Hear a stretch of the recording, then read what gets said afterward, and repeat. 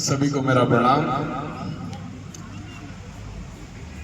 कि अगर आप ईश्वर की भक्ति करते हैं, ईश्वर के भक्त हैं, तो इसका मतलब ये नहीं कि आप कभी गिरेंगे नहीं। आप गिरेंगे, लेकिन अगर आप ईश्वर के भक्त हैं तो वो आपको संभाल लेगा जब भी आप गिरेंगे। एक छोटी सी कहानी जो मेरी इस बात को चरितार्थ करेगी। एक बहुत धनी सेठ रहता है, बहुत बहुत बहुत बड़ा फैक्ट्री का मालिक होता है। तो वो एक बार ऐसे एक रास्ते से गुजर रहा होता है, तो वो देखता है कि रास्ते में एक अच्छा कपड़े पहने हुए 30-35 साल का व्यक्ति भीख मांग रहा होता है और व्यवस्थित दिख रहा होता है, हष्ट पुष्ट दिख रहा होता है। तो वो जो धनी व्यक्ति होता है उसके पास जाता है और बोलता है कि तुम तो बहुत अच्छे हष्ट पुष्ट दिख रहे हो, अच्छी नौकरी कर सकते हो, कहीं काम कर सकते हो और पैसा कमा सकते हो, भीख क्यों मांग रहे हो?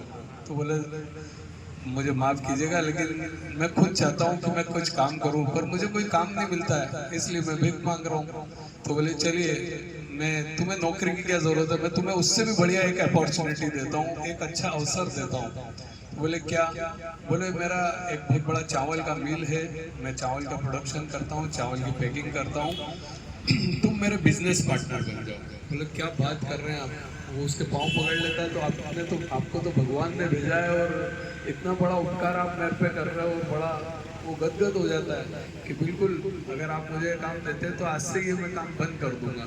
बोले, करना कुछ नहीं तुमको, मैं तुमको चावल दूंगा, तुमको मार्केट में जाके बेचना है और जो भी मुनाफा होगा वो हम समझ लेंगे।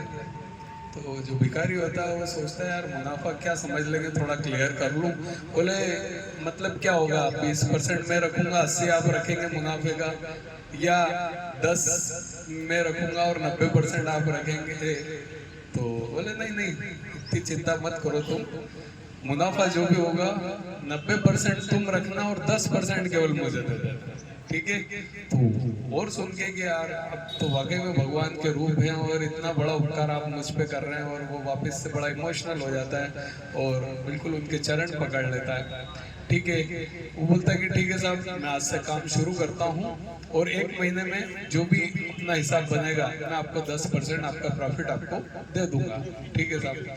बहुत मेहनत करता है, बहुत काम करता है, वो काफी कुछ सेल करता है और जैसे ही 1 महीने का समय, अच्छा बहुत अच्छा काम चलता है उसका, 1 महीने का समय आता है तो इसे लगने लगता है कि यार मैं 10% भी क्यों दूं, सब काम तो मैं कर रहा हूँ, बेचने में जा रहा हूँ, मेरे कारण माल बिक रहा है और वो कर ही क्या रहे हैं जो उनको 10% दूं। उसकी नीयत में खोट आने लगती है।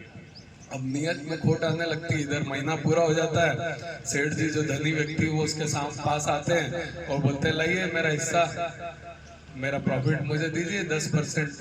तो ये बहाना करने लगता है, अरे मुझे तो बहुत नुकसान हो गया है और कई जगह मेरा पैसा फंस गया है और ऐसी बातें करने लगता है। बोले, नहीं, तुम झूठ बोल रहे हो, तुम्हें बहुत अच्छा प्रॉफिट हुआ है लेकिन तुम देने से मुझे मना कर रहे हो।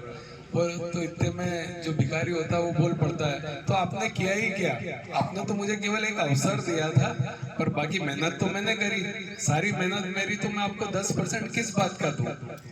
सोचिए कि उस धनी व्यक्ति की जगह आप होते तो आप क्या सोचते?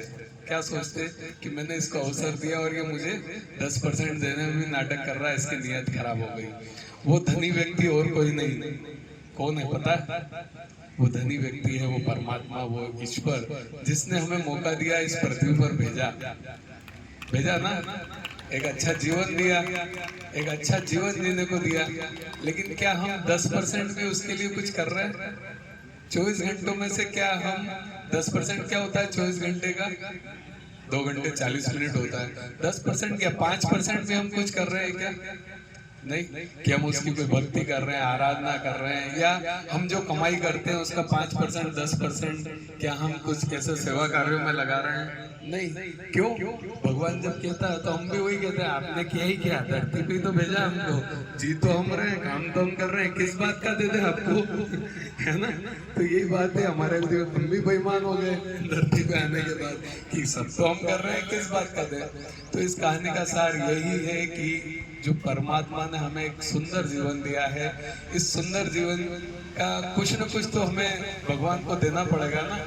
तो भले 5% 2% अपनी कमाई का हम अच्छे कार्यों में लगाएं, कुछ समय हम भगवान की भक्ति के लिए, उनका सुमिरन के लिए, उनको याद करने के लिए लगाएं।